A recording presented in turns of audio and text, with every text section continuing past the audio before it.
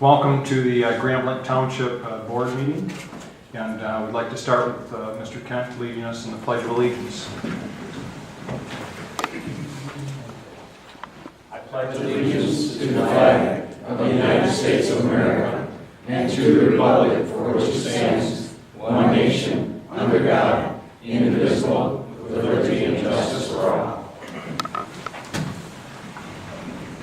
Thank you for joining us. We have with us tonight our trustees Clark Kent, Al Mansour, Ken Thomas, our treasurer Earl Guzak, our clerk Kathy Lane, our trustee Joe Massey, our superintendent Dennis Lamada, and our attorney David Laddie. And our supervisor Scott Bennett. Well, and me, Scott. So welcome for coming tonight. Thanks for coming this evening. And first, I'd like to entertain a motion for the approval of the agenda. So moved. Support. Okay, there's been a motion and support. Any discussion? All in favor? Aye. Any opposed? Okay.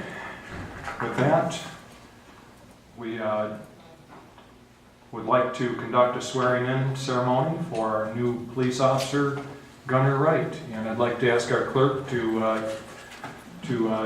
handle that swearing-in, or the chief would like to say a few words. Chief, please come forward. Well, thank you. As most of you know, we've had some open positions in the police department for a little while now that we've slowly been chipping away at getting them filled, and I'm proud and honored to introduce our newest addition to our team and our family here at Blanc Township, Officer Gunner Wright. We didn't have to go very far to find Gunner. His family lives in the township. He's a Blanc High School graduate. Went to Mott Community College, finished his education up at Ferris State University, where he went through their police program there. One thing stands out when we were going through the interview process with Gunner Wright. He knew more about memos and stuff that we put out on our social media platform than I do. He was the most well-versed in answering those questions than candidates I've seen come through in a long time. And you definitely made an impression, and that's one of the reasons why you're here today. He also did a lot of things that are important to us as a police department and community. He's been involved with Camp Copaconic, being a program director there, a lifeguard down there, a counselor there for the youth, and that's very important, being involved in that community. So those two things really set you apart from a lot of the other candidates that came through. So congratulations, welcome. And do you want to do the swearing in now before the badge opinion, or However you'd like to let's proceed. do the swearing in first, and then we'll do the badge opinion. Absolutely. Sounds good. Who's going to do the pinning? I will introduce him as soon as we're done. I haven't had a son. I think his mother should have a pinning. We'll take care of that, but let's use the microphone for the swearing in. And Okay. Heather, I think for the cameras, they might bring you there. So you raise your right hand, please. Do you solemnly swear or affirm that you will support the Constitution of the United States, the Constitution of the State of Michigan, the Charter for the Charter Township of Grand Blanc to the best of your ability, and act dutifully in the position of police officer for the Charter Township of Grand Blanc? Okay.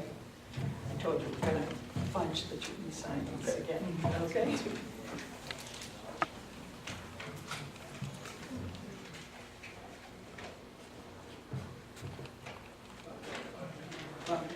Thank you. Appreciate it.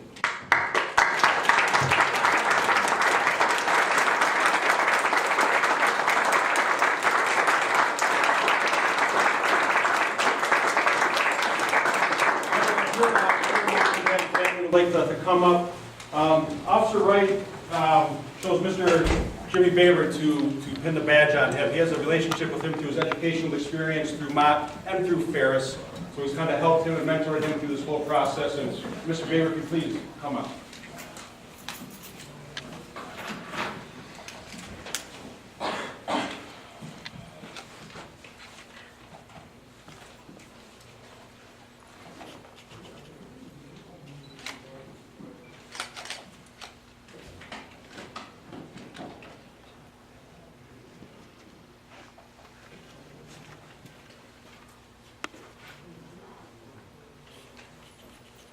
Thanks.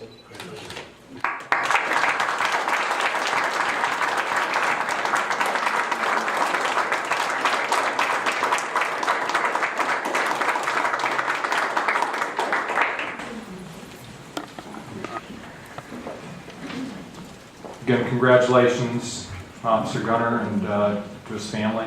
We're glad to have you on board and look forward to having you a part of the team. Thank you.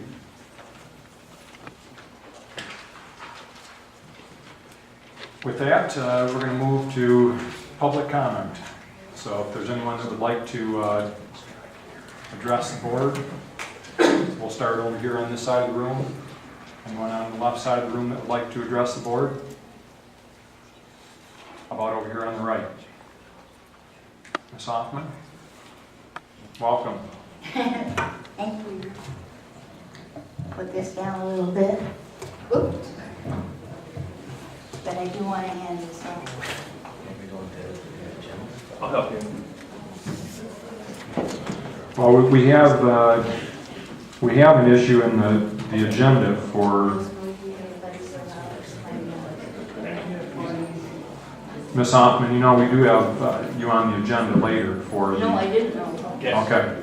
But, So- did you wish, you just did have that or Probably when we get to it on the agenda, Okay. that'd be great, if that's what you're you did? going to address now. Thank you.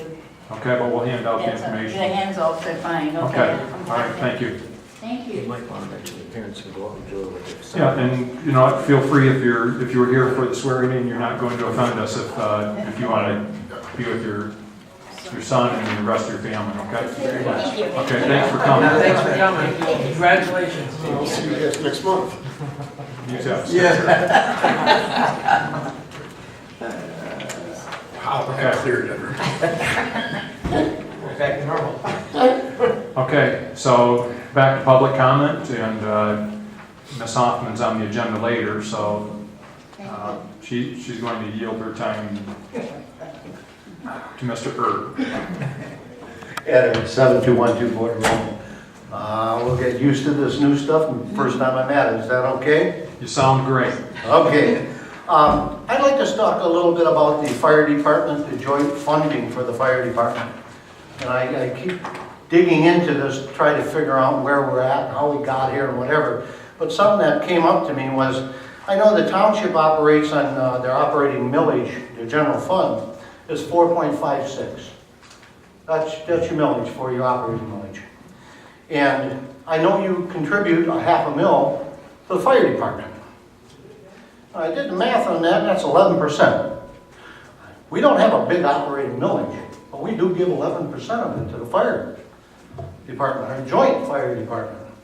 So I went to, looked up, I remember the city was 9 point something, okay, but I couldn't find it. It's very difficult on their website, okay? But I do know it's around 9 is their millage for their operating, their general fund. And they give a $0.5. And if you do the math on that one, they give 5.5%. We give 11%. I don't know how we can call that fair. And unfortunately, it seems to be, that's the difference of our shortfall. If we both gave the same percentage from our general fund, but we're not doing that. We give twice as much as the city does. And if we did that, we'd be at an 80-20 split.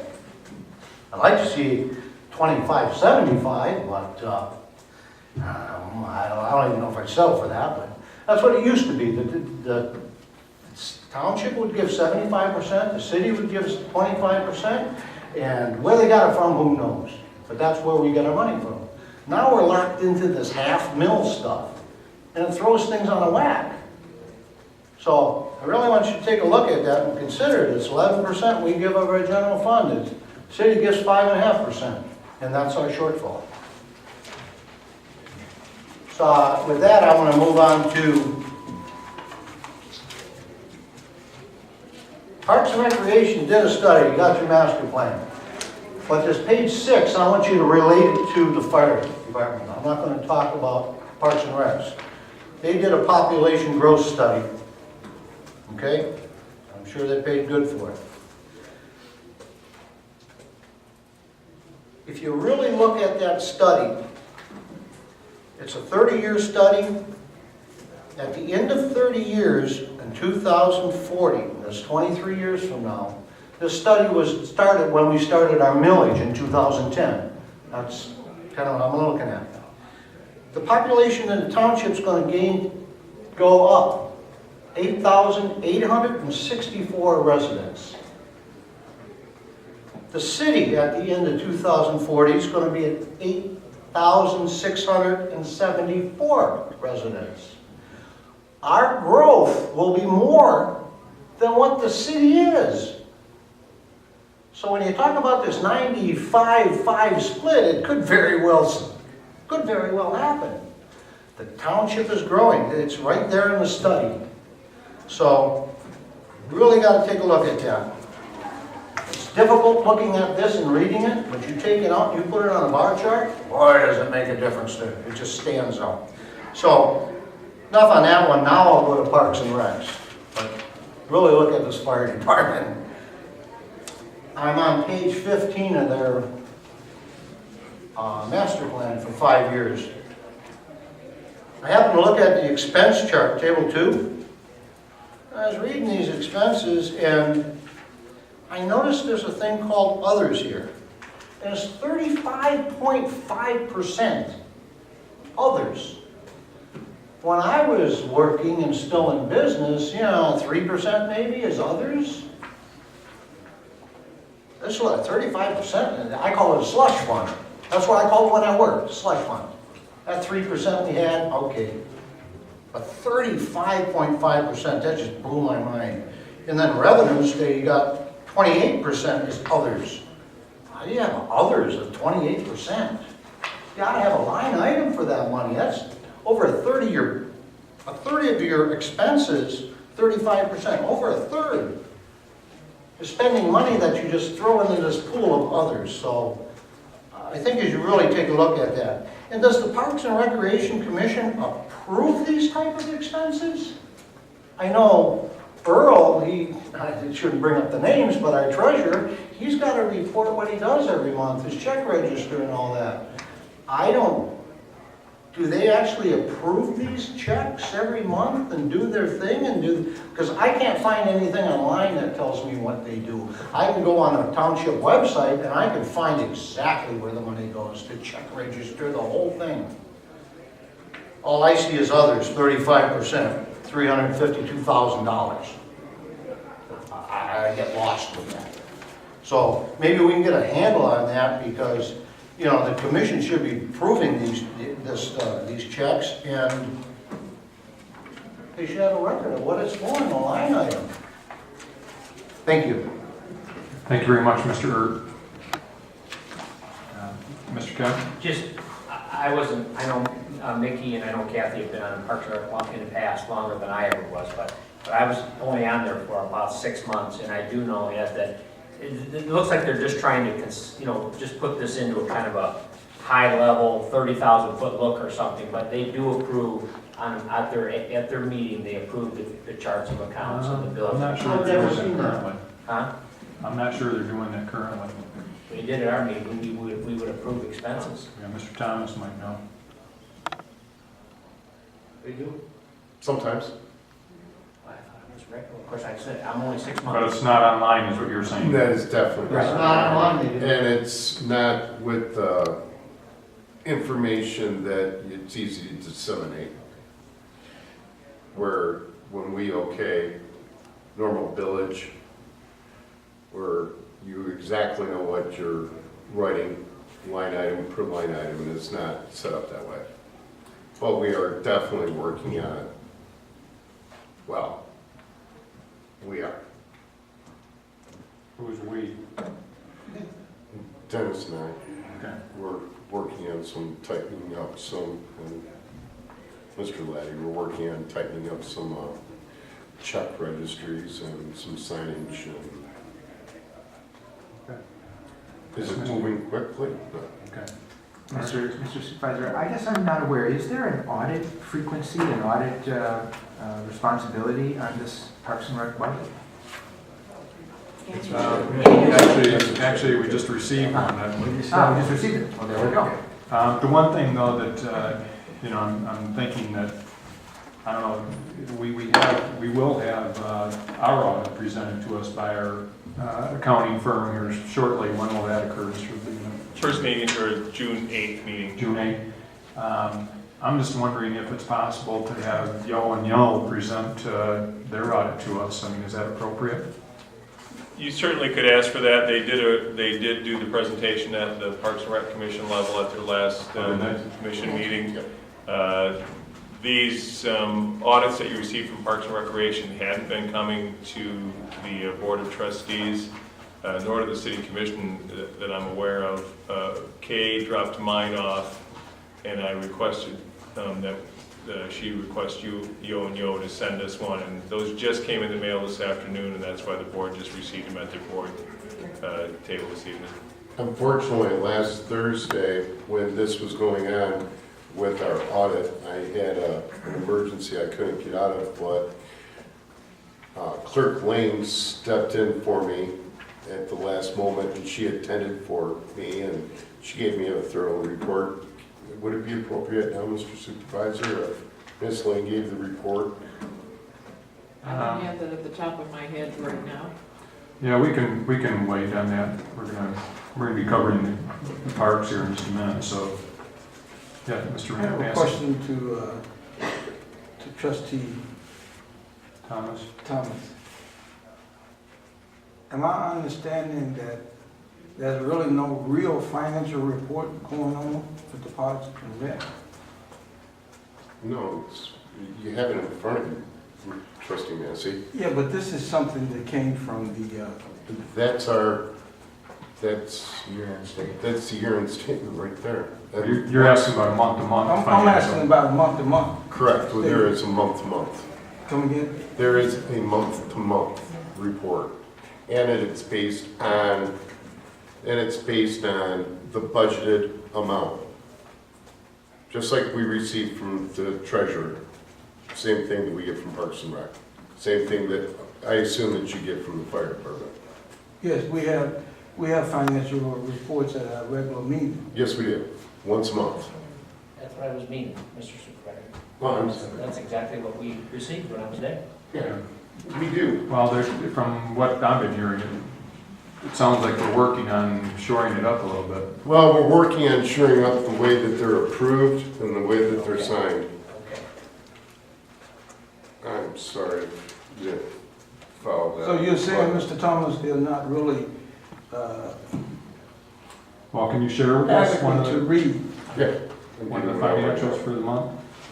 Yeah. I don't mean right now, but I mean, You can copy it later for maybe us. we can, I don't know if they email it to you or what, but, Well, I get them at the meeting and I get them emailed. okay, so we can share that with, I forwarded the last one to you and Dennis. okay. And we can forward them on to our board. Yeah. That was one of the questions that I had. Okay. No, but we do receive them once a month, and it's done by the budget. It's been approved by the commission. So, let me try to understand this. Once a month, the report is sent to whom on the board? To myself. Does everybody on the board get a copy of it, or of the financial? Yes, Yes. yes, everybody on the Parks and Rec Commission does.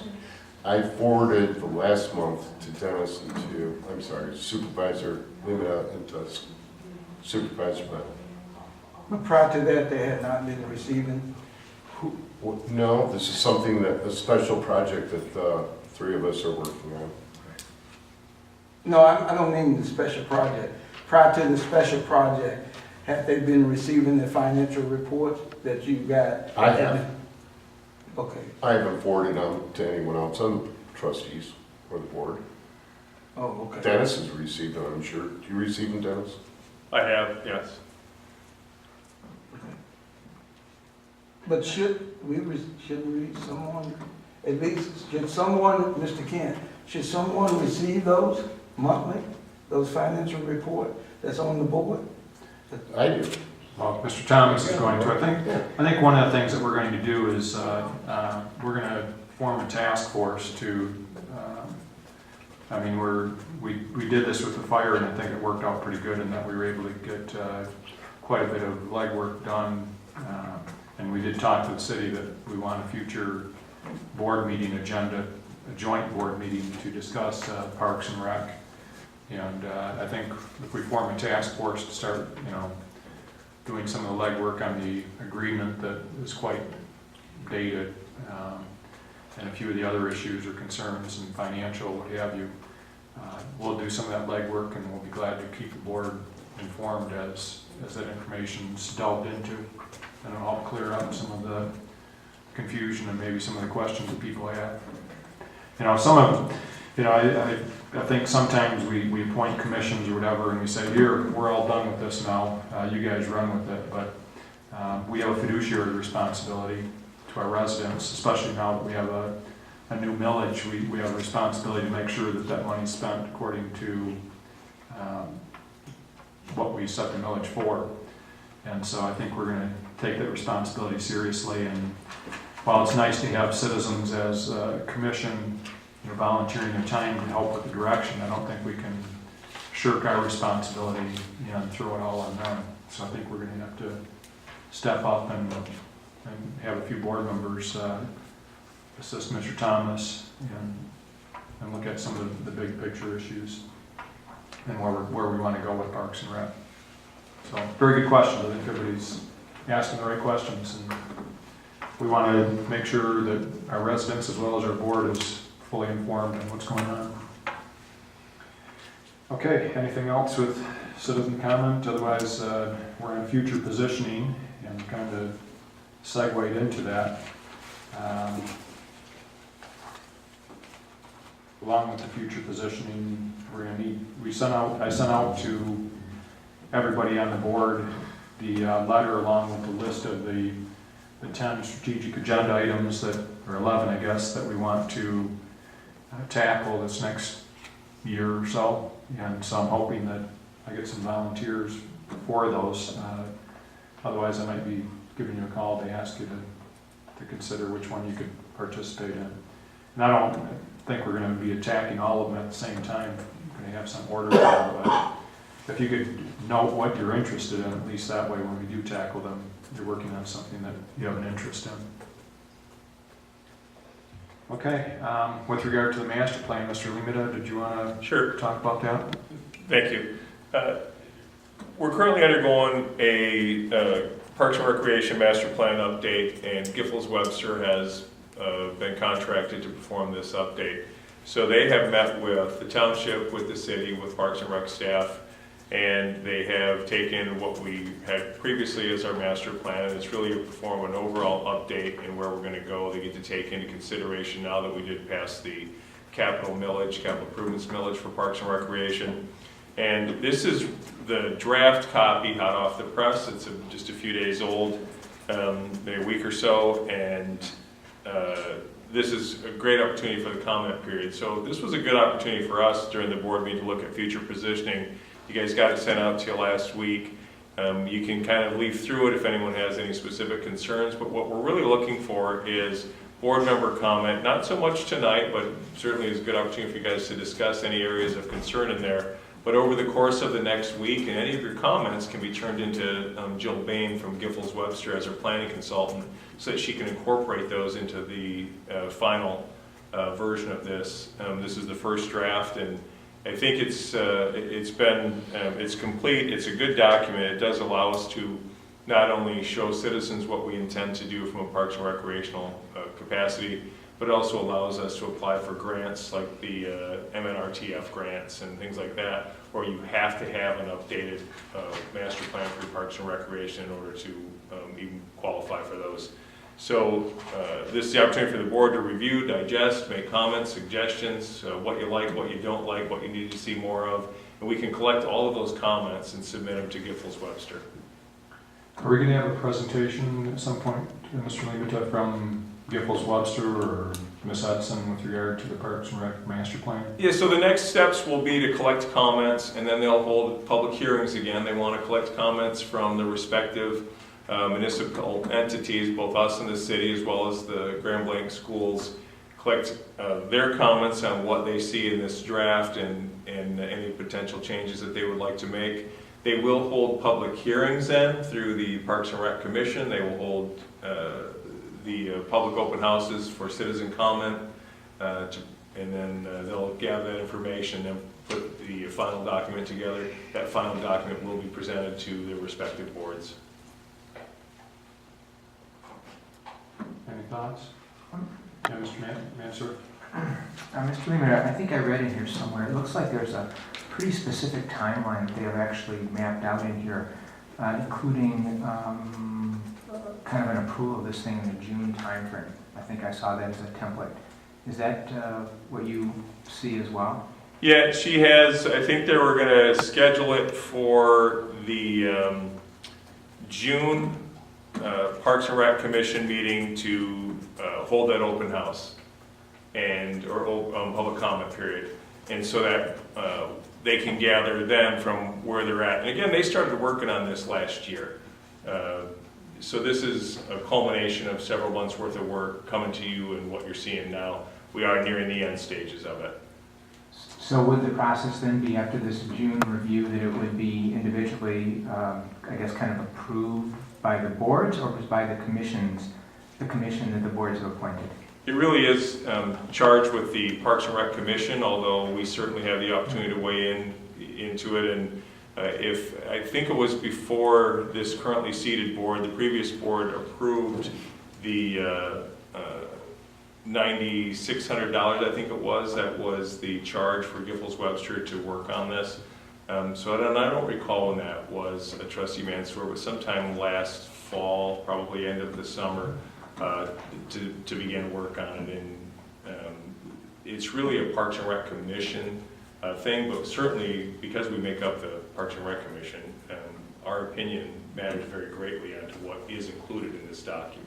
So in terms of timing, what you're saying is that we really only have probably a week or two to get those comments in order to have them reflected and part of the process. I would say that 2 weeks, and we can hold up their process anytime we want to. It's what they've got scheduled now. But if we can provide comments to them before they have their actual public comment period and hold those public meetings, it would be helpful because they can tweak it long before they actually present it to the public at that meeting.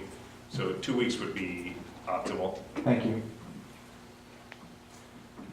Yeah, I'm just thinking out loud here and wondering if before they put the plan together, if they got input from our group, if that would be, I'm just wondering if our input before the plan is formalized would be better rather than putting a plan together and then coming to us and us saying, well, we'd like to change this and that and the other thing.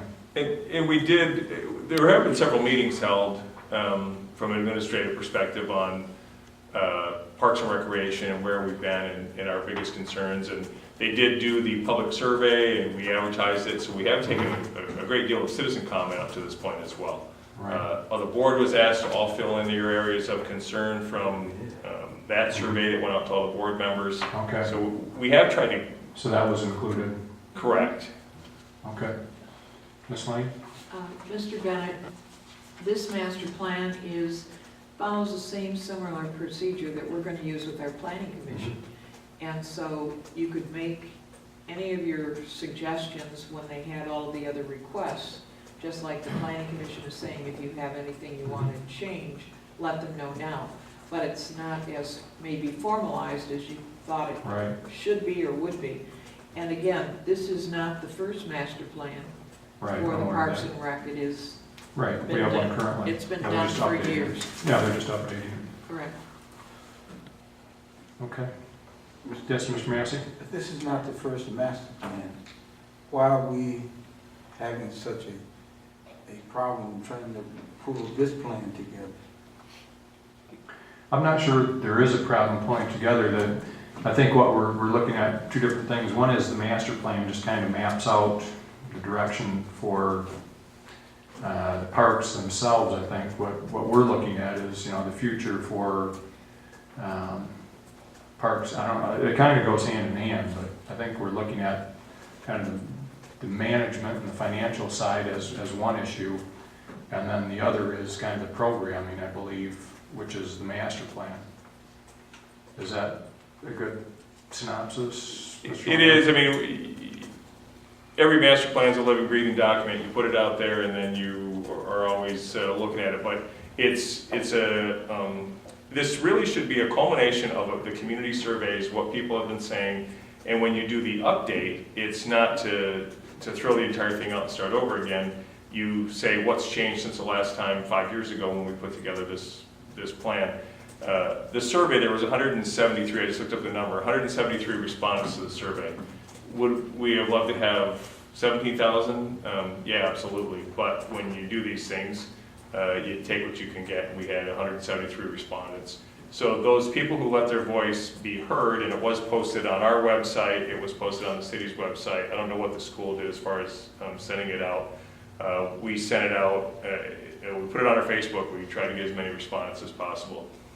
We're really taking that, the folks who took the time to let their voices be heard have a huge impact on what this is. So if it was 173 people who like trails and nothing else, our master plan could be skewed towards let's build more trails because that's what the people told us. But then that's what the public hearing is also for, is that we're getting to roll out this document. We're saying, here's the things that the community told us were important, and these are the things that we plan on investing in the next 5 years. That public hearing is huge because that's where it really is an opportunity. We can do, they'll do it at the Parks and Recreation Commission level. We could certainly hold our own on the June 8th meeting if you wanted to open up a public hearing for any comments on, citizen comment on the master plan, and provide those comments to them as well. The finalization of it, even though they intended to hold that at the June 2017 committee meeting, they'll continue to tweak the document until they're done. I mean, there's no set time that it has to be completed right up until, I guess, when we need it, when we apply for some grants. Okay. Mr. Thomas? Mr. Limita, what would be the actual downfall, besides the grant writing, to pull the Perry House out of the master plan, out of Parks and Rec? It depends. Grant eligibility would be a huge reason why you would want to have that included in the master plan, obviously. Is there a way that we can get around that? Well, not every grant requires that, but if you're going to do a grant that would probably provide the most funds for you, like an MNRTF grant, the Natural Resource Trust Fund grants, those are the ones that will, you apply for small grants or large grants. You can do it every year. The master plan is one key component of your point total. So you do a bunch of different things that will add point totals. If you don't have a current Parks and Rec master plan for the project that you're trying to apply for, you're not going to get funded. So that's a huge disadvantage. But the other thing that it brings up is with the Perry House, does it belong in the Parks and Rec master plan? Well, there's no, you're not going to put it in your planning and zoning, your overall township master plan. I mean, you can talk about it, but it's not really designed to, this is the position, or this is the place that you should have that in there. But it does bring up good questions as we review this master plan. We talk about the Perry House. What is that to the township? Is it part of our Parks and Rec offerings? Is it, that's kind of one of the things that we've been talking about since I got here almost 2 years ago, is what is the Perry House to it? Is it a recreational asset? Is it a general fund expenditure? Do we keep it separate? Is it something to do with the Historic District Commission? I think those are questions that this board needs to answer, and I think that would be a very important comment to provide back to Giffords-Webster in the development of this particular document. Good. Mr. Thomas? Mr. Limit, is this the proper time and the proper place to get into this?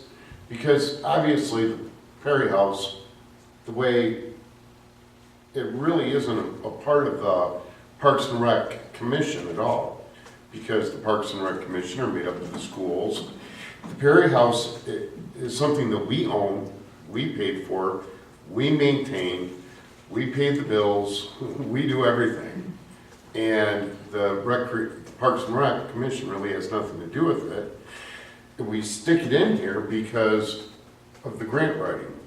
Granted, it is a recreational part of the living in the township, but it's open to everyone. Again, is it a museum? Is it a functioning picnic place? What we really need to define this, and I agree with you, Dennis, or Mr. Lemata, is absolutely, it's something that us as a board, we have to decide. And the sooner we decide, the better it's gonna be. If you can, Mr. Thomas, if you can move your microphone, they're trying to zero in the mics tonight. Oh, I'm sorry. To make sure the sound is all set. Check, sibilance.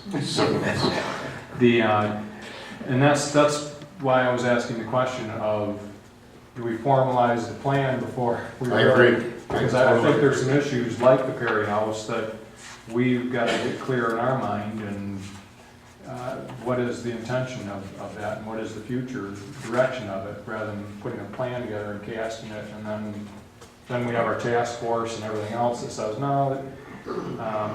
And, you know, as far as whether it's part of Parks and Rec, it's got to fall somewhere.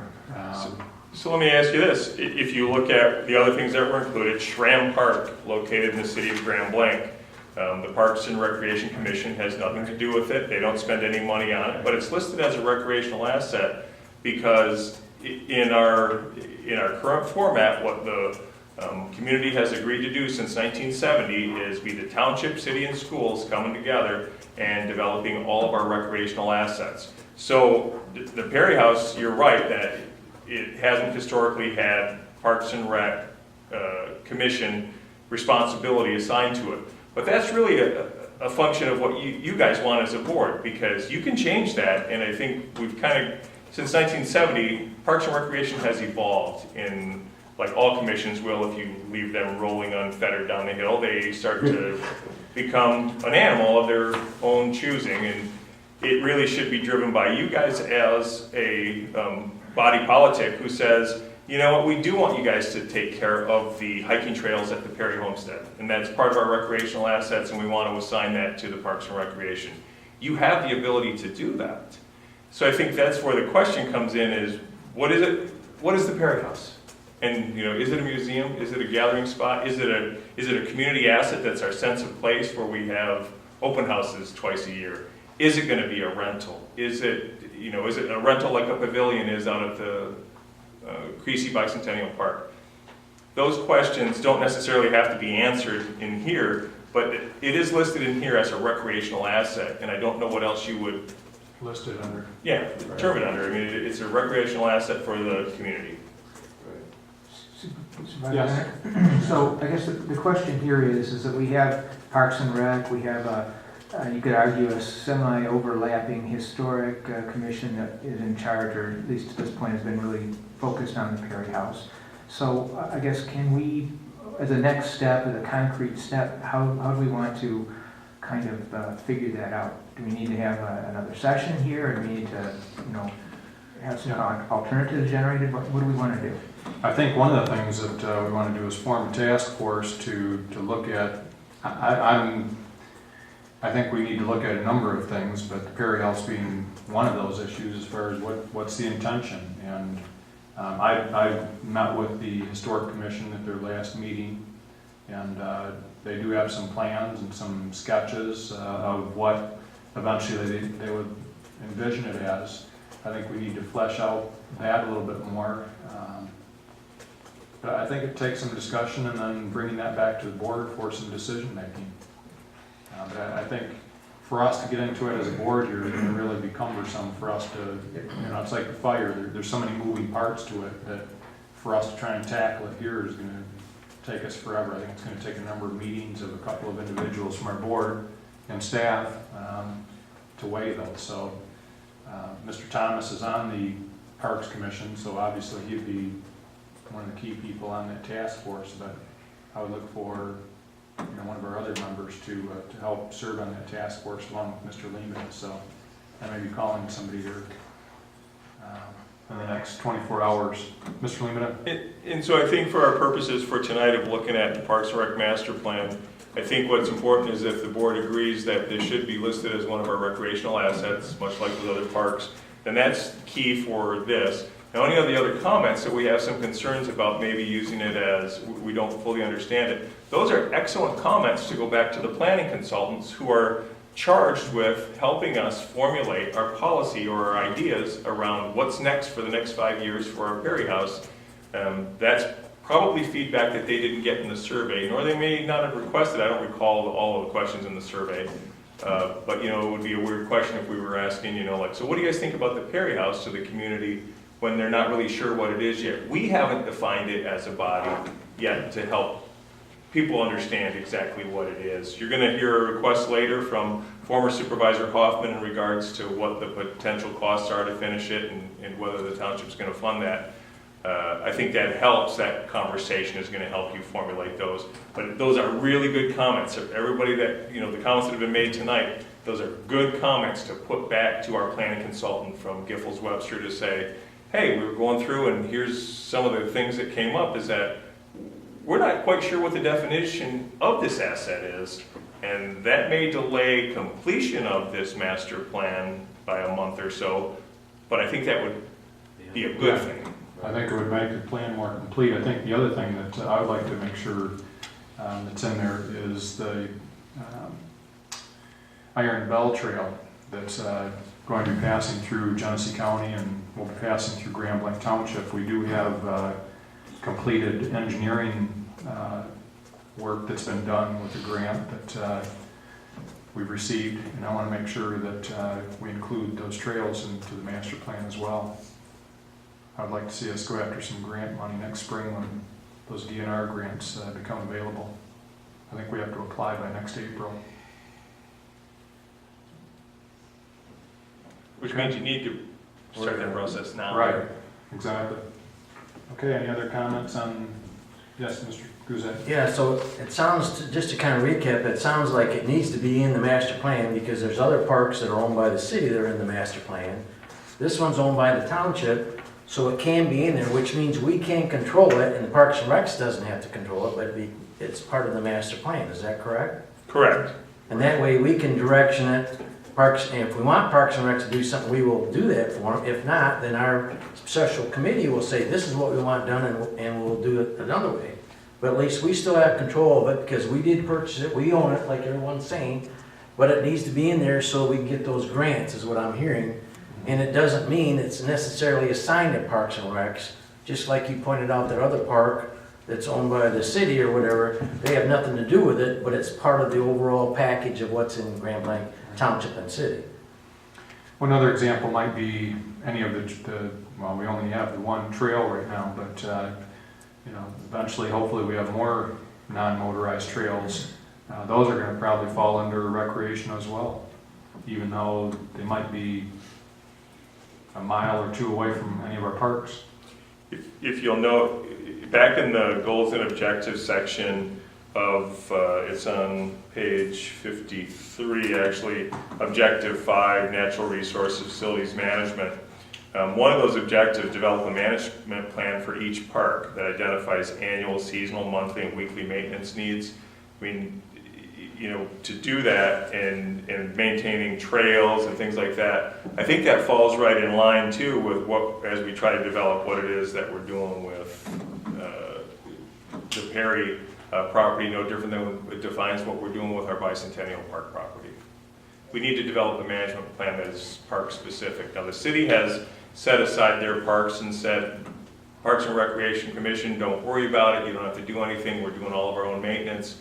And we're going to keep any of our revenue that comes from pavilion rentals, but that's because we're not asking you to do anything in regards to maintenance.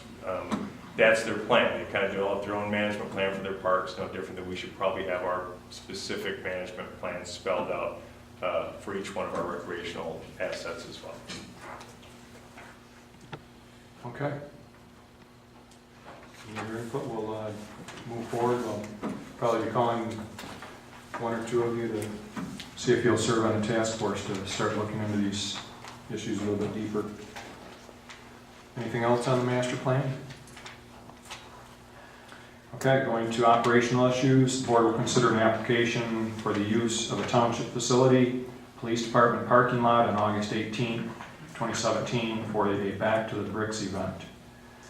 And Mr. Limata, would you like to comment? I think you can turn that directly over to Clerk Lane. She worked with the applicant in setting this up. Okay, Ms. Lane? Steve Hobson is the person in charge of Back to the Bricks, not just for the township, but for the entire program. We're looking at this request tonight because they're already putting together all of their printed material for August, and they need this to go forward. Chief Wiles is here, and he has spoken with Mr. Hobson as well. It is not for the general public. It is a rest stop for the cruisers themselves, and we'll use our facilities and have a place to have hot dogs. It's only for 2 hours, but this would be a convenient area for them to all park. They definitely will not be on the grass if it is rainy and would cause any damage to the grass. They'll park on our parking lot. So I think it's a reasonable request. They filled out all the paperwork, and Chief Wiles has reviewed it, as has our other department heads, and they had no other needs other than what Mr. Hobson has already provided you. Mr. Mansour and then Mr. Massey. So just, has this request been made in prior years? No, this is the first time. But we have had 4 years a policy from at least 5 years old that anybody that wanted to use township facilities, for example, our Breakfast with Santa, has to fill out this formula and the forms and bring it to the board so that if there are any concerns, we can address them. So, just the other last question here. So if it's just cruisers here, we're not anticipating any traffic issues? Correct. Okay, thank you. Mr. Massey? Yes, my question probably is directed to the chief.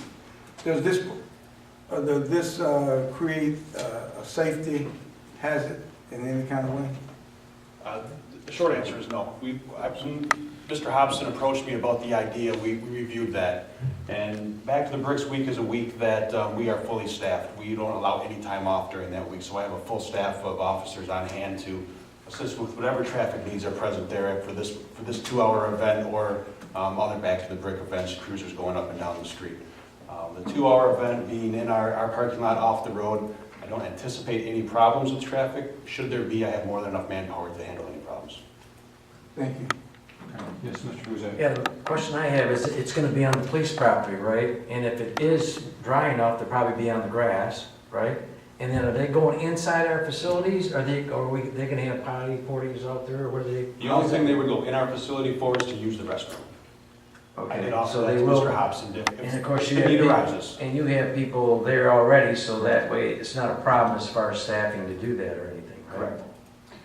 And everyone may not be aware, we do have a couple of different entrances that police have access to, so even if our parking lot were to be used, there's still 2 other entrances and exits from the police that we can use. You know, and one other aspect that I looked at when the request was made is I view this as a great opportunity to create partnerships. This is a community event. We're going to have several community members, cruisers coming into the police department. What an opportunity to have police officers there be present, interact, and build relationships. So that's another factor I took into consideration. Great spot for doing burnouts too, right there in the parking lot. Yeah, especially on that private road, you're not going to allow that. But the question I had is, are you going to restrict it just off of Saginaw, or are you going to allow them to come in from Dorr Highway as well as Saginaw? Historically, all the cruisers have been on Saginaw Street. Right, You see minimal cruising cars on Dordt Highway. Right. They may exit that way if they're done for the day, if that's their last stop and they want to go home, they may exit off that Dordt Highway entrance or exit. Right. But I would anticipate most of the traffic coming from the Saginaw Street. So you're going to try and push it that way, so it all comes in here to keep it on Saginaw and just let them exit and not really come in from the backside? Not necessarily. If traffic allows it and conditions allow it, we'll allow them to exit onto Oh. Saginaw Street as well. Oh, They can okay. cruise north and southbound. I know, but normally you don't want them coming in from Dorr Highway, you want them to come in from Saginaw Correct. and go back out Saginaw. Most of the time, that's what they do. That's correct. But since you got a back exit, I didn't know what your procedure was going to be or whether, you know. If there is a cruiser on Dordt Highway, which I would not suspect that would happen, they Right. would be allowed to come in off Dordt Highway. Oh, okay. Probably won't be very many in Dort. And it is a great event, and so I think it is good to partnership with them, because these same types of places, I think Al Sarah has one like that one day.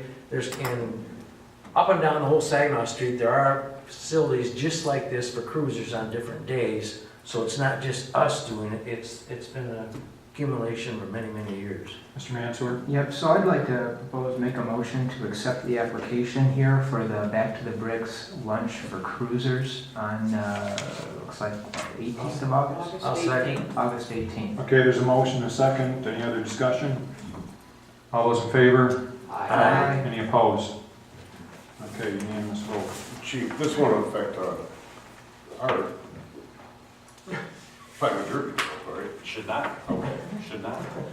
Still, if I don't have your explorers there, that'd be pretty sad. Under operational issue, the board will consider a request from Mickey Hoffman and the Historic Commission regarding funding repairs at the historic Perry House. So Ms. Hoffman, welcome. Okay, giving a little bit of history in regard to the master plan for Parks and Recreation and the Historical Commission. The Historical Commission was established under ordinance as a separate commission. And when it was originally, when the Perry House first came into being, they did put it, they did look at it as a part of Parks and Recreation.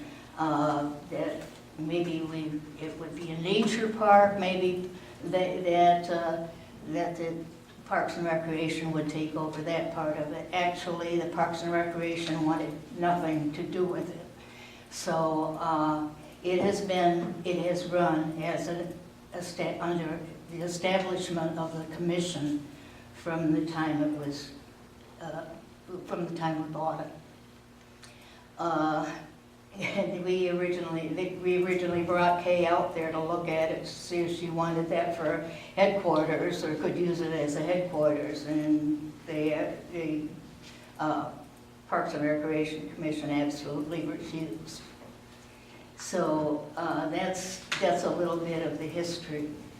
I'm here today to ask for money, whether it's front money or regular money from the township. We need money to move ahead. We have an asset that can be used, that can make money, that can be returned to the township. But we cannot do it because we cannot finish what we have already started. We need the $22,000 to make it applicable for rental. That's not saying that we still aren't doing things afterwards on our own, but in order to get rental. We have lost our GBD grant because we no longer are considered as doing something for the community because we aren't moving ahead with what the original plan was that we told the GBV fund that we were going to be doing.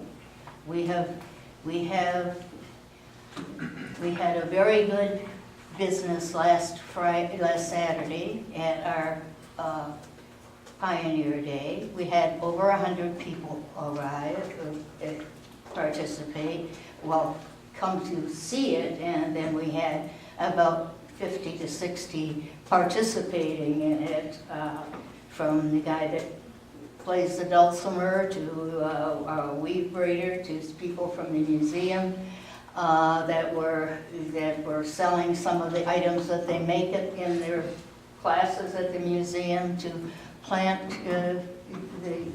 plant deal and things for the kids as far as, and it was all going on at that time. And so we had old trucks, old tractors, and we had the old railroaders that were camping out there for the night, and had their reenactment crew. So we had plenty of people that were participating in it.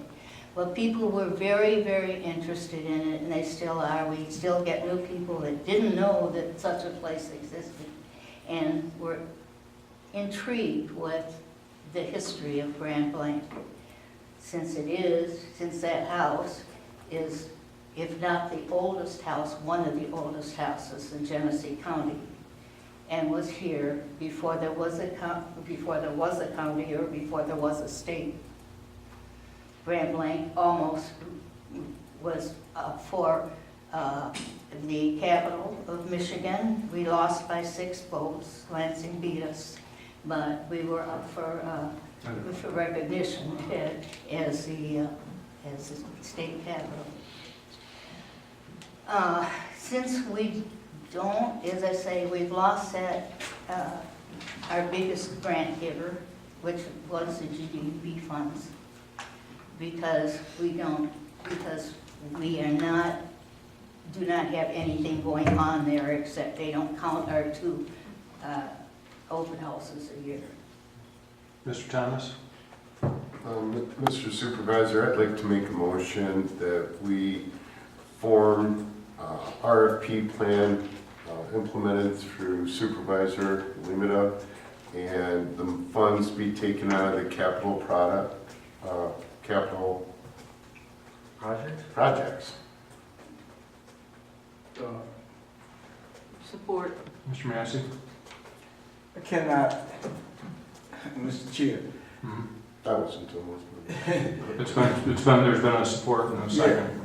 I cannot support that, and I'll tell you why. We don't have enough information at this time to move on this.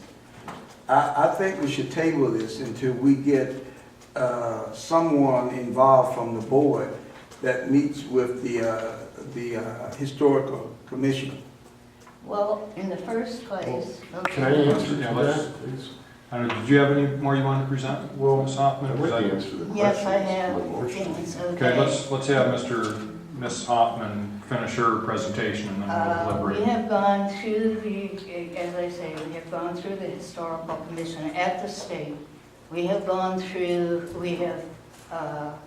all we can at the House.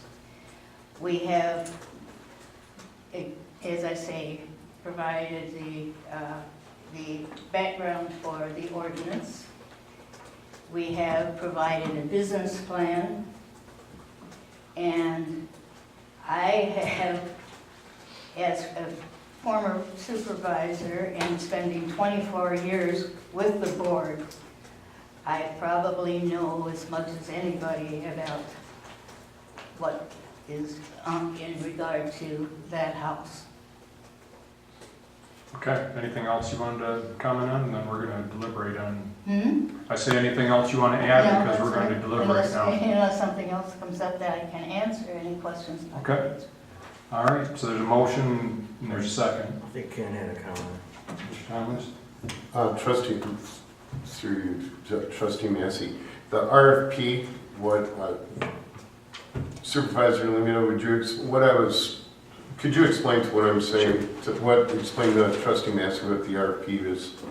Trustee Thomas asked me about this a few days ago in relation to, what's a good way to move forward. I said, well, you've been presented, this is the second time we've seen the information that came out to about $22,000 for some of the repairs they needed to be able to turn it into a rental. These aren't exact dollar amounts, you're not looking at an invoice from somebody who said it's this much, but what that RFP will do, a request for proposals, is if we know that this is the list that the board would approve, and we know that the board would consider that it would be paid for out of our capital projects fund balance, that we do request for proposals, and then that we would put together this list and we would submit it out to contractors. When it comes back in, we'll find out whether it's really $22,470, maybe it's $16,000, maybe it's $28,000, I don't know, but we'll see where the bids would come in. When those bids came in, you would do a formal bid opening, run through the clerk, she'll open them here, and then it will come back to the board. The board could at that time determine that they wanted to move forward, that they wanted to reject all the bids, or whatever, plenty of other options for you.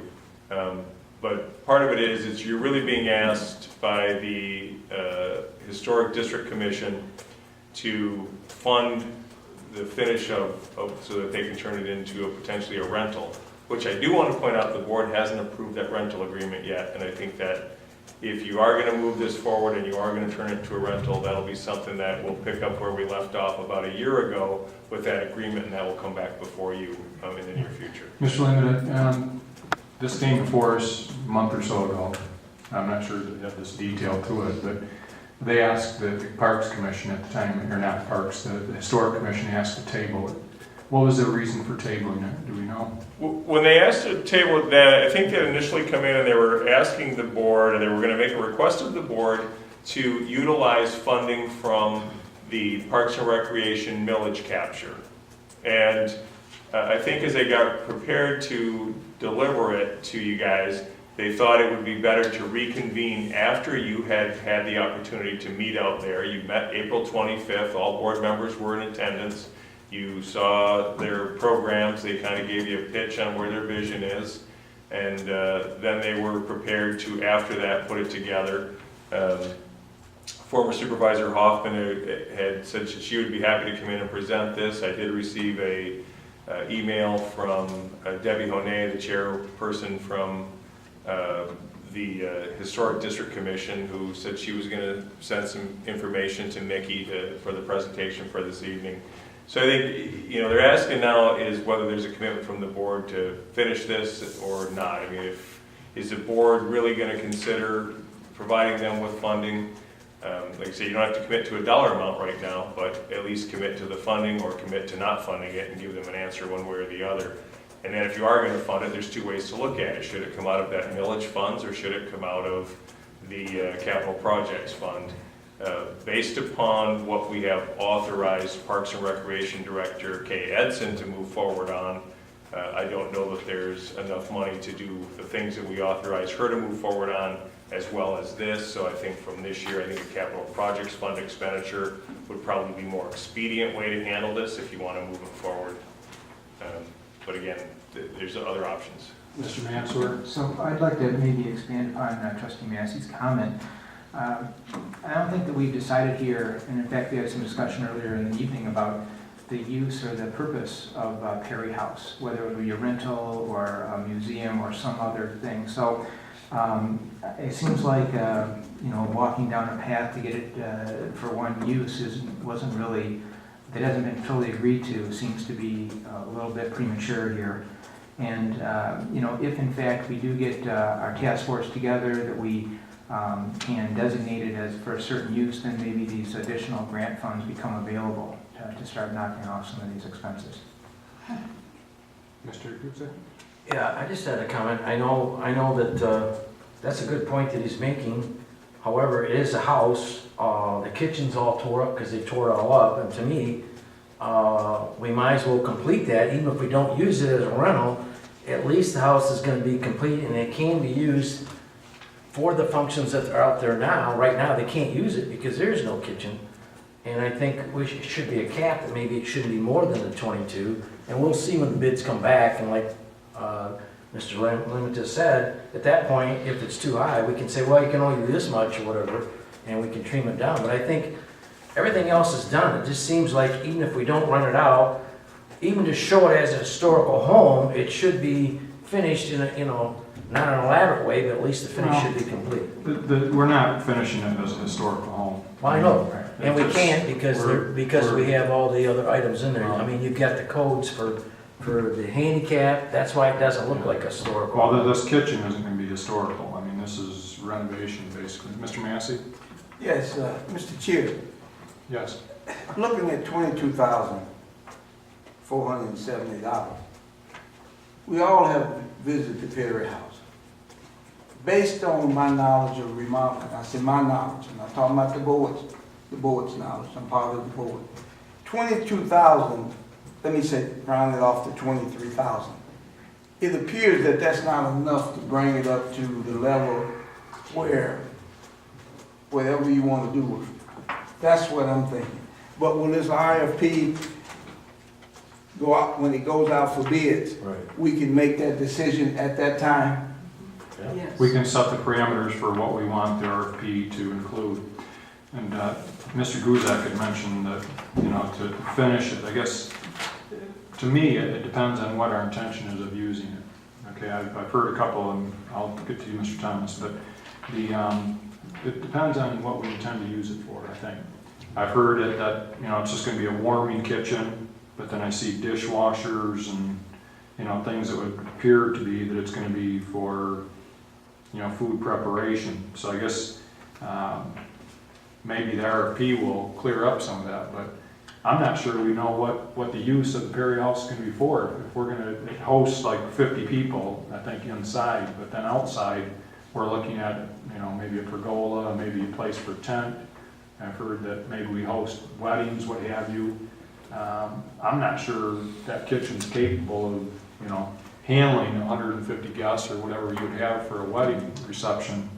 So I think, I don't know, my thought is that a lot of times, once you have the plan and the vision, now it's easy to fund it or find funding because we know what the purpose is. I guess right now I'm struggling to know, what I hate to see us do is rent the Perry House for $200 in revenue. We've put over $1 million into that facility as a township over the years, $1.4 million, I think. And to rent it out for $200 and have somebody destroy it in a matter of minutes with a box of crayons just doesn't make sense to me. So I guess, if we're going to rent it, then we need to be looking at who's going to be able to rent it, for what type of events. We're going to have somebody stationed there during those rental periods. There's a lot of questions that, in my mind, still that haven't been answered. If it's going to be used for meetings.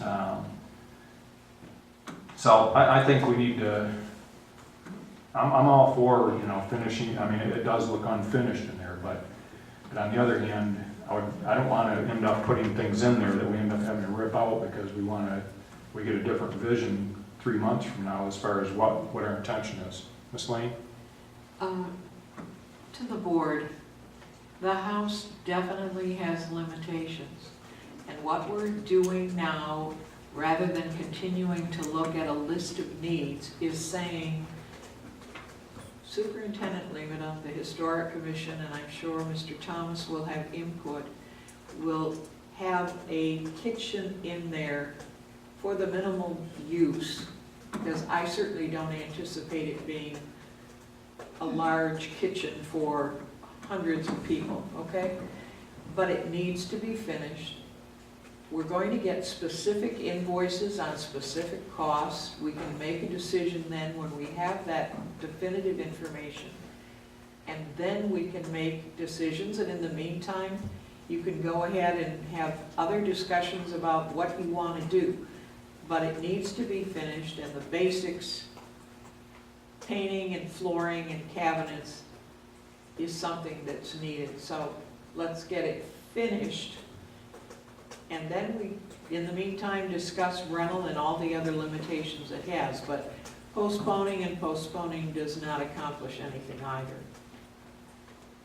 Mr. Thomas?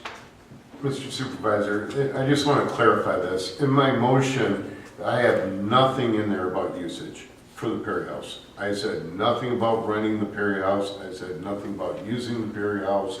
What I said about is finishing the project like Clerk Blanc just mentioned. I don't have anything specified, any type of renting, anything. But we need to finish the project that's at hand. But as an appliance guy, if I can call you nicely, I could say The that. dishwasher would, I don't think that, Okay. but that's something that the RFPs will. Well, in order for us to set up the RFP, don't we have to have an idea of what the use is? I mean, There's no way that the ADA, there's no way that the building codes, there's no way that that kitchen could be used as a commercial kitchen. With my vast experience in working and building Boy Scout dining halls all over the state of Michigan, there is absolutely no way in the world that that house could even be remotely be able to retrofit that for commercial kitchen usage. You're talking fire suppression. You're talking rebuilding and building a $2 million project. But, and also in my motion, there, with the RFPs, to answer Trustee Massey's comment, I didn't specify a dollar amount either.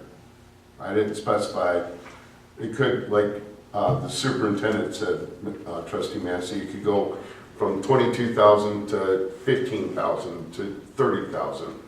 So we need to see what we have to do to finish the basics to get the kitchen done. But Mr. Thomas, I have a question for you. Would you mind not tabling, would you mind revising your motion to say, to send out an RFP? That's what I did. That's what it is. That was my That's motion. exactly what he said. Oh, okay. Mr. That was Baker. the exact verbiage. And Mr. Mansour? Mr. Lehman is No, going to so do that. I guess I'm just, we were all over the place here, commercial kitchen, handling a couple people for a small event. I think it goes back to the point we started out with, is that we don't really have a vision or use for this house. So spending, trying to bring it up to some level is all kind of a mishmash now unless you're aiming at some goal. So I'm just, and so sending out an RFP when you don't have a firm vision in mind, it seems to me just to be kind of an exercise to put vendors through that they're not going to get anything out of. I tend to agree. Mr. Guzek? Well, I agree with what you're saying, but I thought there was a motion that it was gonna be just a warming kitchen, just a small, I agree with that. I thought that was Mrs. Hoffman Yes. said, that maybe I was mistaken. What Some what the dishwasher. commission had planned on was that we have had several, well, for 2 years now, we've had requests. When is it going to be done? When can we use it for showers, for small groups? Art council wanted to rent it, we've had these people these kind of things, events that people wanted to rent it, and that was what, the commission was looking toward doing, okay? As an independent commission, they were looking to rent it, to use it, to make people more aware of our history. Mrs. Hoffman? Yeah, if I could get Mr. Kent. I'm listening to everybody here, and I'm trying to not prejudge this thing, but I'm agreeing with Mr. Massey and Mr. Mansour, and Mr. Bennett, actually, it sounds like, but I want to piggyback on top of it. The scope even gets bigger than the 22,000 just to get the house done, and then there's the concern about what is the use. But I guess I'm going to ask through you to Mr. Laddie. Mr. Laddie, I go over there and there's an archaeological dig going on in the back. Wouldn't we have to limit the access, somehow really limit the access to that? Wouldn't we, aren't we really, I don't even as well-intended as people are, bridal showers, baby showers, whatever the mild case may be for the use there. I'm worried about the assets, the artifacts that we have in that house. How do we protect that it doesn't grow legs and walk out of there? And again, from the liability of accidents and. Well, that's a good question, and there are a couple things running through my mind, and whatever you decide to do on the kitchen and whenever you decide to do it, you keep coming back to the idea that you have to define in a very detailed way, in a way that you would see that in a site plan that comes before the planning commission and ultimately should come before the township board, that all of that site and the structure is planned specifically for a particular use that's approved by the township board. Whether or not you decide, however you decide to use the house itself, it has to be very specific to what you decide to use it for. And the commission, I think, has done a really nice job in kind of shepherding the project along, and they'll continue, I think, to be very important and valuable in the future as far as providing the historical context of it. But this is a recreational facility that's yours, and you have to decide specifically how it's going to be used. And whatever you decide to do tonight, you have not done that yet. And so I appreciate that a lot of people have offered or shared the desire to be able to rent that or occupy it in a certain way, but you haven't authorized any occupation in any certain way. And if you decide tonight to move forward with RFPs, if you decide to fund it completely, you still can't open that up for a specific use until you decide what that use is and how it's going to be used and how you're going to protect the structure and the grounds, how you're going to make sure that the trails, for example, are as safe as they can be, how you've taken care of parking issues and all of those things. So the being very near to finishing the project in whatever it will look like, the heavy lifting is going to come with deciding exactly how you're going to use it, the property and the structures. Mr. Bennett? Yes. Just one last comment, and I won't say anymore. Okay, so let's just say I'm of the mind that all I want to do is get this thing done, okay? So, and then we'll worry about what the usage is going to be and all that. Okay, so let's say I'm in that camp. I'm looking at a proposal in front of me that, and listen, I got to tell you guys, when I was out there, I appreciate all the volunteer work, and nobody's going to hire somebody to get it done for this kind of money. So this is a lot of volunteer, a lot of dedication, a lot of people that are pouring a lot of time and energy in this. So I really appreciate all that, and in fact, that's why that house is, is most likely going to be a successful, I think, more in a museum than a use facility. But I question whether 22,000 gets us even close to that house being done. I mean, who wrote this? Did we have a developer or a builder or somebody that came in and said, look, to get this place to where you need it, here's the things that need to be done, and then we decide who volunteers to do them and who pays for them. But I look at this and say, what I saw out there, this just gets one little piece done. I don't see it getting the house ready. What I see it as kind of is, we want to have a fireworks show. So we're going to buy a truckload of fireworks and figure out what order we want to put them in. Yeah. I'd rather have a plan for what we want to use it for, so that when we put the kitchen in, we put in the items that we know we're going to use. We know it needs a floor. Yeah. We know it needs a sink, those kind of things. But maybe we want to have more space for warming ovens than we do cabinets. I mean, are we going to use disposable ware, or are we going to have fine china? I mean, those kinds of things matter in how we design the kitchen.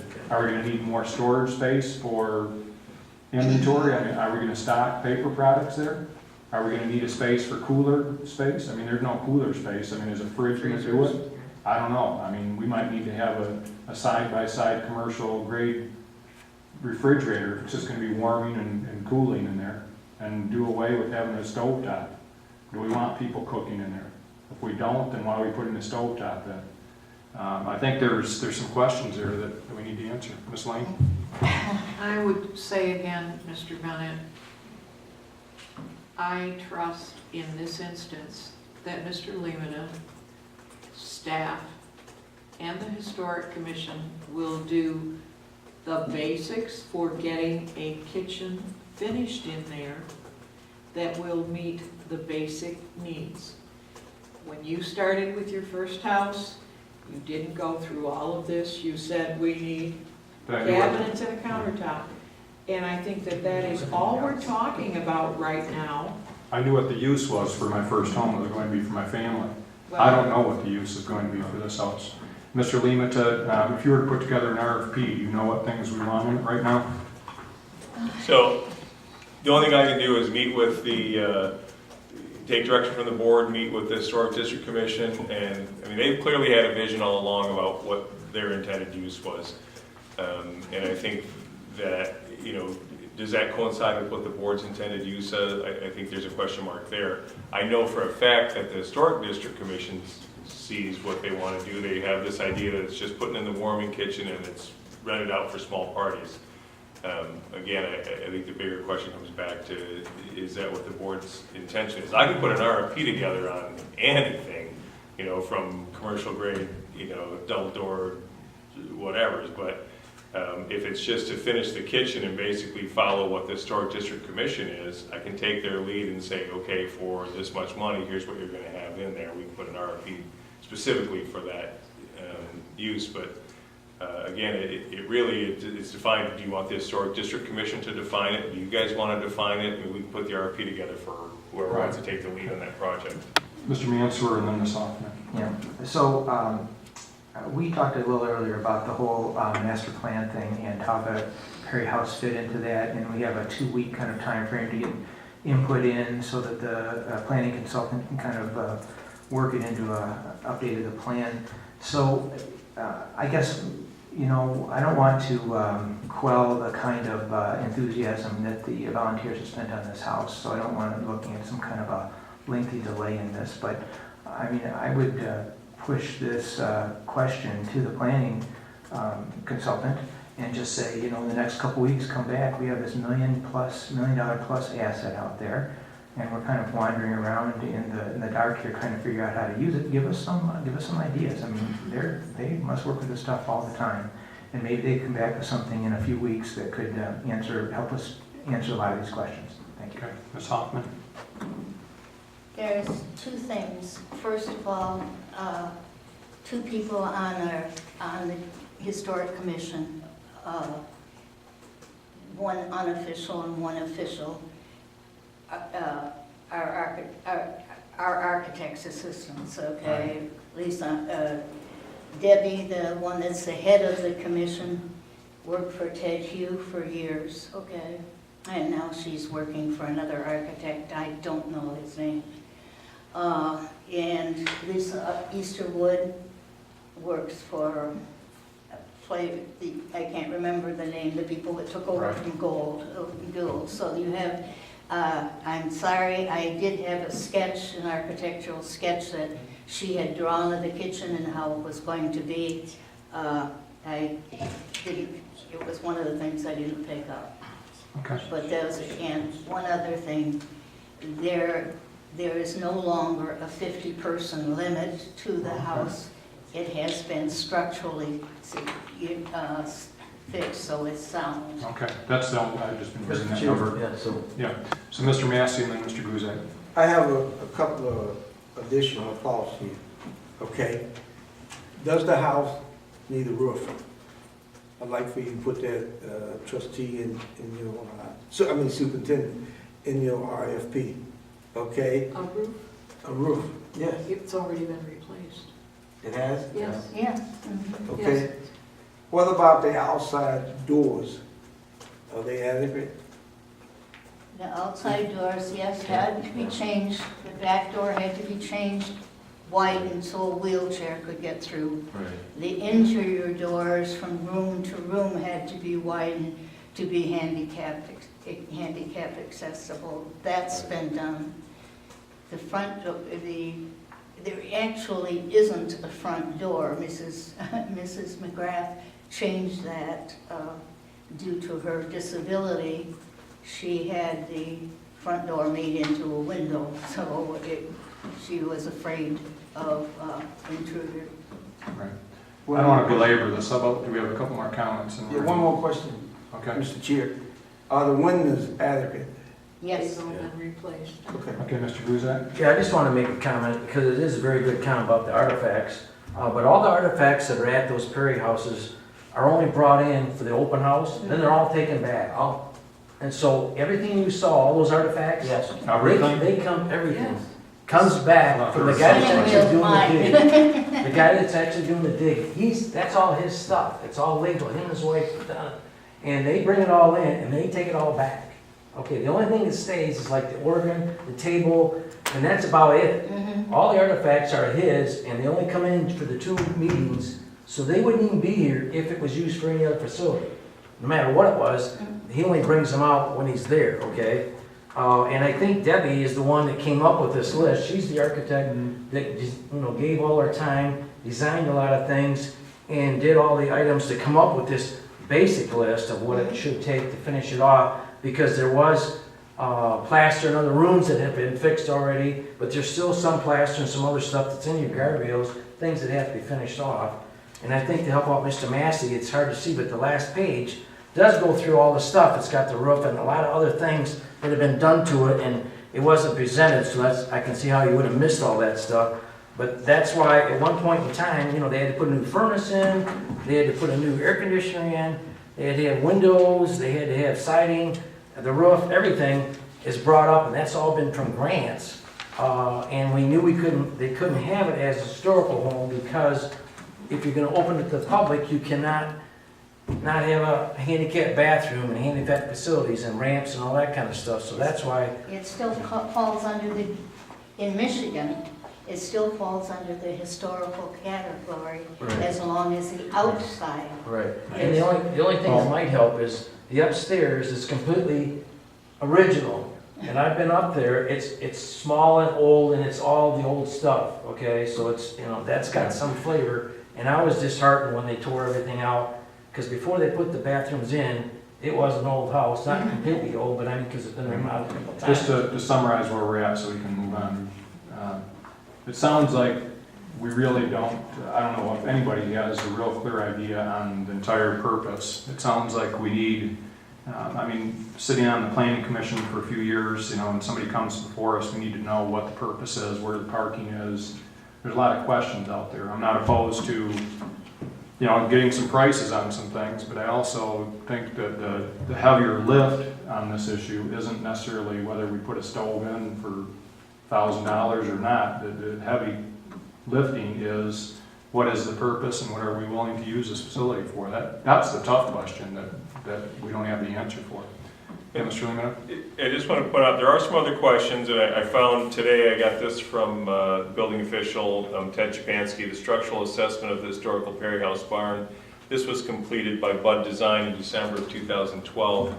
I'm also I had Ted and one of our building inspectors go out and walk the Perry property today, including the barn and the exterior of the house. He is going to provide me a written report by tomorrow, which will be forwarded out to the board, not to add more onto our plates here, but just to point out that there will be some other things that will go. This isn't like, hey, if we fix this, we're good and we're done. There are some other repairs that do need to be done, but part of that question, the philosophical question for the board then becomes, what is the Perry House and what we're going to do with it? It is going to be longer to answer. If all we're trying to do, and I think the ask from the Historic District Commission for this evening is just the fact that if you just finish the kitchen, we could actually start doing some rentals. But you will be provided more information probably by tomorrow evening, like I said, with a copy of this going out to you, as well as a copy of what the building official and the building inspector found in their walk around. Mr. Lehman, for the day-to-day or month-to-month operations at the Perry House, do we have a line item for that? We have generated a line item, although because there wasn't ever a budget for the Perry House, we have to transfer money in and then run it through because we've never really set aside money. We're still in the process of developing that. It's partly because of lack of direction. We don't know what it is. You need to tell us what it is and where you want to do this. We do want to have it for the 2018 budget, an actual Perry House. We're going to want to account for the utilities, the heat. We do have municipal water hooked up there now. We'll run that through the line items. We can really start capturing the true cost of what the Perry House is for the Township Board to be able to make better informed decisions. The Finance Department is still working on pulling everything together on what's been spent to date so that you'll at least have a baseline of where we were. And I think that once you've determined what the next plan is or what your vision is for the Perry House as far as the asset to the community, then we'll start to put together the projected costs of what needs to be done to improve parking, to address the barn issue, other things for the exterior. So this isn't a one and done type of thing. It's we're going to finish the kitchen, but we've got some other things we need to look at there. So, okay. So I guess just to summarize, So we have to take a vote, right? we will get there. I was just going to summarize. Oh, excuse me. To summarize, then it sounds like we still need to flesh out what the purpose is of the house. The RFP is not going to include a dollar amount, but it's going to basically get some prices on these items listed here or others that maybe we can consult with Ms. Bain over the next couple of weeks as we put that together. And so basically the RFP will come back with some prices of doing this work.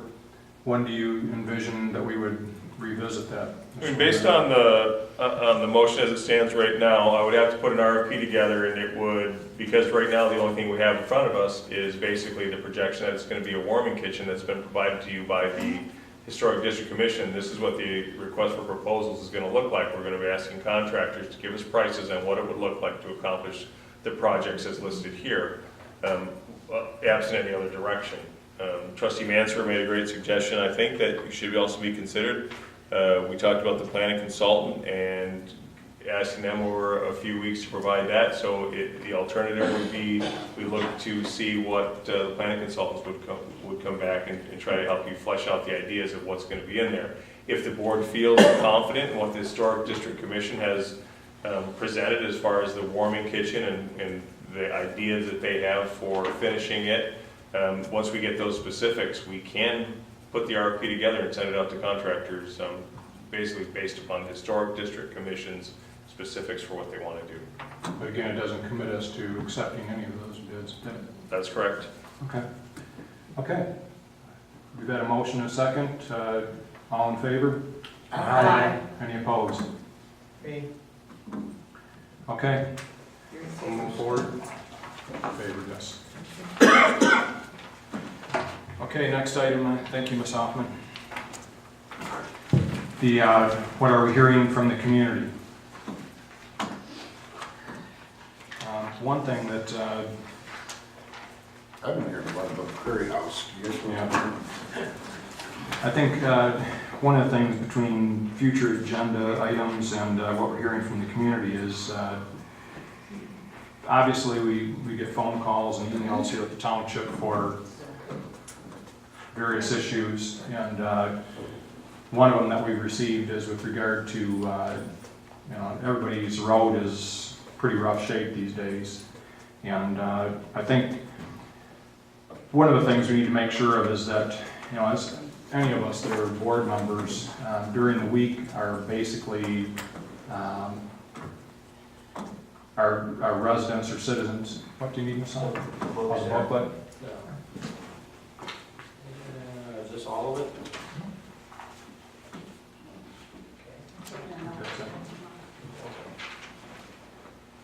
I think one of the things that we need to make sure of is that we have Mr. Lima as our superintendent that we pass along that information to.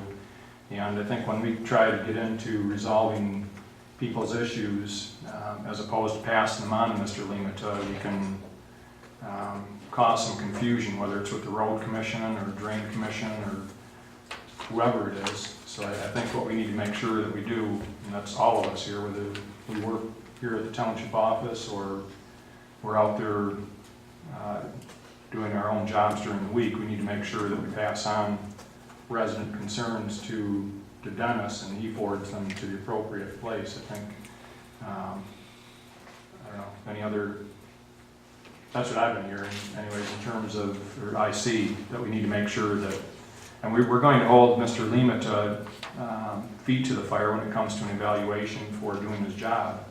And we can't very effectively do that if we're trying to resolve issues rather than passing them along to him. So. Mr. Chair, Yes. you're absolutely right. The biggest issue now with the community are the roads. I think so. Mr. Chair? Yes. I have a separate item. Yes. We'll move past this one. So, regarding from the community, there have been a couple of instances, Mr. Lehman, over in Orchard Haven, where there have been some down power lines that have, because of the fire and whatever in the back, that have destroyed some appliances, including air conditioning, furnace, that kind of thing. And it happened once a few weeks ago when we had the big windstorm, but then it happened again. And I'm wondering, is there anything that the township can do to, the residents have talked to Consumers Energy, and they're going through the regular, process to kind of figure out what responsibility is whose. But have you heard anything in that area about that, or is there anything we can send to look out there to see if, the power and lighting is appropriate as far as we can tell? What we could do, Trustee Mansour, and I haven't heard about it, but I think this one of those things where while we don't have specific involvement, because if it's down power lines, it's strictly Consumers Energy, but at the same time, we have our professionals in our building department who can certainly take a look, because it may be things like we have trees that there's some tree maintenance that needs to be done and things like that, that Consumers isn't necessarily aware of unless they get a report that there's an issue. And And when we have something that's coming in an area, it's happened more than once, then it's worth taking a look at. And absolutely, our building official will be happy to go in there and take a look. So I will refer that to him. And then if there's any specific follow-up, he may reach out to you as well. Yeah, there are a couple of residents who this has kind of happened to, and they've had to replace appliances a couple different times now. So obviously that can rack up, yeah, exactly, that racks up the opportunity for Mr. Thomas. But on the other hand, you know, it's a big inconvenience to those residents. So Absolutely. I appreciate that. Thank you. Okay, any other concerns? Otherwise, I think Mr. Laddie, Ms. Lane? Well, I would just remind everybody, I put an ad in the paper for next week so that everybody remembers Monday is a holiday. So your garbage will be picked up on Thursday instead of Wednesday. So Good I'm point. reminding all of you, and I put it in the paper on my own. So look and see if you find the ad. Mr. Chairman, were you aware of that, or? What? Okay. Of my ad? Okay, on your behalf, Maybe that falls under that whole information flow. but not on the township's behalf. No. Okay, I just put it in as Personally. reminding the Okay. township residents that garbage pickup is Thursday next week, because I want to see if it helps remind people and minimizes the cost. So I figured it's not the taxpayer's dollar, it's mine. So see if you see it. I admire your spirit, but I'm not so sure that's the direction we want to go. I think we might want to rethink any sort of statement about a township service, that it should, first of all, it come from the board. If it can't come from the board, it should come from the superintendent's office, I would think. Listen, I know what you're doing it for, you're community-minded, you want to help, but coordination of a township service might be. But if it didn't work, then it wouldn't have been beneficial, and I wouldn't want to waste the residents' money. I'm wasting my own, I so. appreciate that. yeah. I was talking with our police chief earlier today, and, you know, my concern is, what if we had somebody answering the phones in the police department that, when they answered the phone, said, hey, instead of me passing it on to the police, I think I can handle that issue. You know, and you know what, I think I know the law on that. I don't like, especially when we're dealing in a fiduciary responsibility here and we're not acting, I mean, if this were our own business, guess what? I can be a cowboy and do whatever I want. But this isn't my own business, this is the township's business, and we have procedures for how we handle things. And I really think that if we're going to charge our superintendent with the results of what our township gets at the end of the year, we have to pass on the responsibilities and the authority to him. So this may be a small matter as far as an ad, but I think in terms of communication, we need to make sure the flow goes from the board members to our superintendent, and then let him filter what we decide to do. Something absolutely went over my head. What did the ad say? Hi, I'm Kathy Lane, and have a great Memorial Day, and No, it had a garbage can there, and it said Grand Blanc Township residents pickup for garbage is Thursday, June 1st, because of Memorial Day. and what newspaper? Grand Blanc View. Oh, okay. It'll be in this Thursday. Mr. Kennedy? I think, to Mr. Laddie's point, it isn't the extreme or the size of the scope of what Ms. Lane, I really, and I understand, like he said, you're community-minded, but if you really look at what his message was there, there's a whole lot more to that than just us as individual board members running ads in the papers about the township services. That's, it seems trivial and harmless, but at the same time, where's the end of that?